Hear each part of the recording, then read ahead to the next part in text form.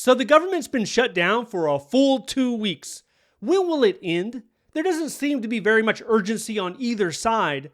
Democrat senators have rejected a continuing resolution 8 times. They want health care subsidies to be extended beyond December 31st.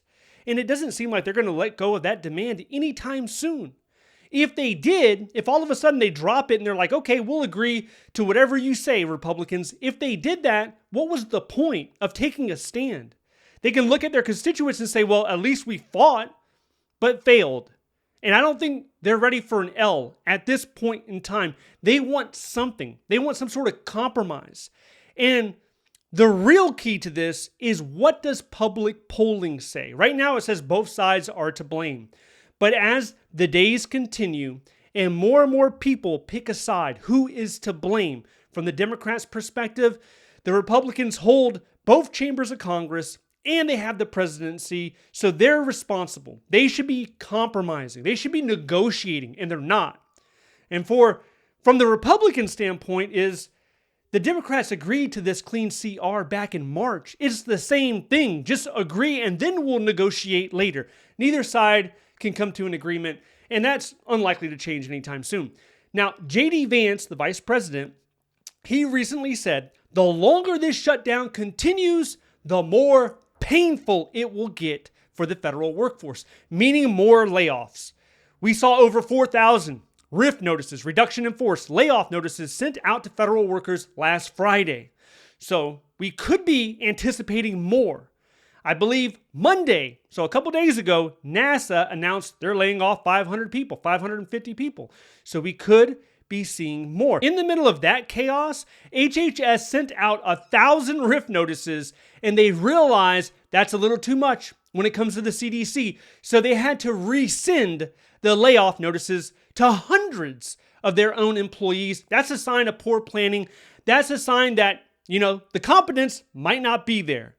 So J.D. Vance continues on and he says, this is not what we wanted. Now, I typically regard J.D. Vance as an excellent communicator. He can talk very well. He does interviews very well. I also believe that he is competent. He's a competent individual. I read his book years ago, Hillbilly Elegy. That's a solid book. But with the statement, this isn't what we want, with that statement, it's simply untrue. This is exactly what they want. They meaning the administration. This is plan A. If you have plan A, B, and C, this is plan A. They've been doing it since January. This has been the playbook the entire time. So when you say this isn't what you want, I don't think anybody out there believes you. This is what you want. This is what your base wants. This is what the Republican Party wants. They want cuts and they want them deep. And they relish in that. They enjoy the cuts. People celebrate it on the sidelines. They love it. The more cuts, the better. So it's a little disingenuous to say this isn't what you want. No other government shutdown has ever led to layoffs. I don't think you can say that enough. I think that's worth repeating time and time again. No other government shutdown, and there's been many government shutdowns, none of them have triggered any type of reduction in force or layoffs. Now, what's the reaction to what happened last Friday? Surprisingly, we had Republican senators pushing back. They didn't like it. Why not?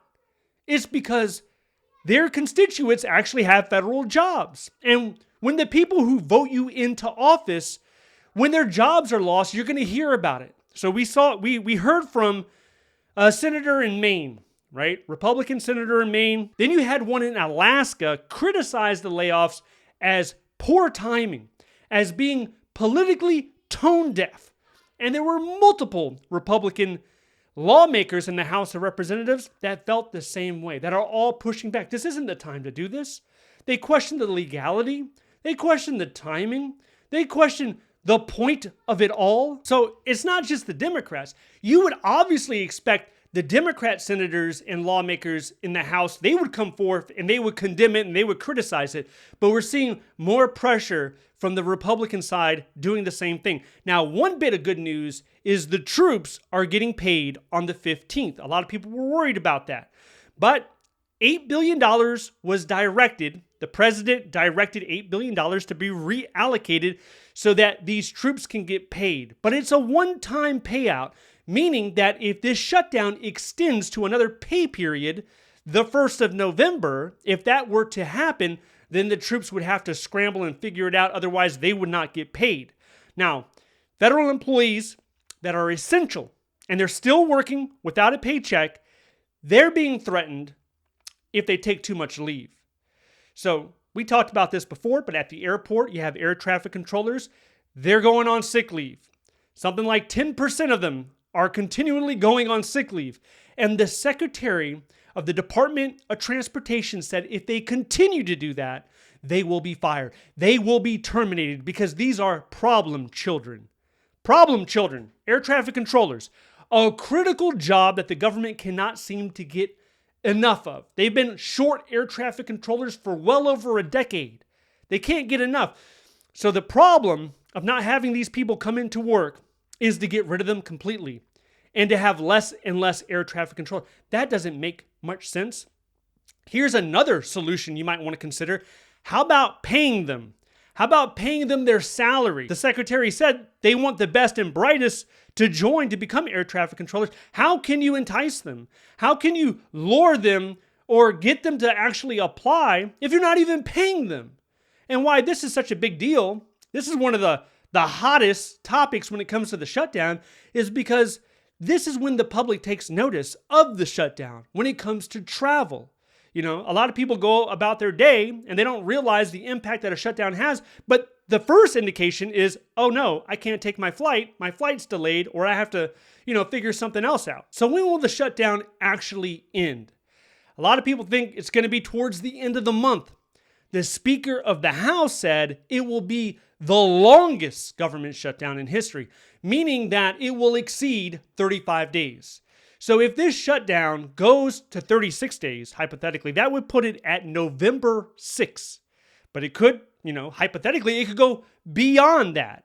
So for the Speaker of the House to say that, those are powerful words. That kind of gives you an indication on how people are cooperating or the lack of cooperation that's currently happening within Congress. Now, we talked about the leave issue, right? Air traffic controllers. But there's other federal workers that would love to take their leave because this is towards the end of the year, the end of the calendar year. Federal workers have built up leave throughout the year. They need to use it or they'll lose it. So it's a big topic of concern. If you want to hear how these agencies, like the IRS, for example, how they're treating workers who use too much leave, yeah, they could be furloughed for using too much leave. If you want to know more about that, check this video out next. Stay updated by signing up to the free newsletter down below. Thank you so much for watching. I'll see you in the next one.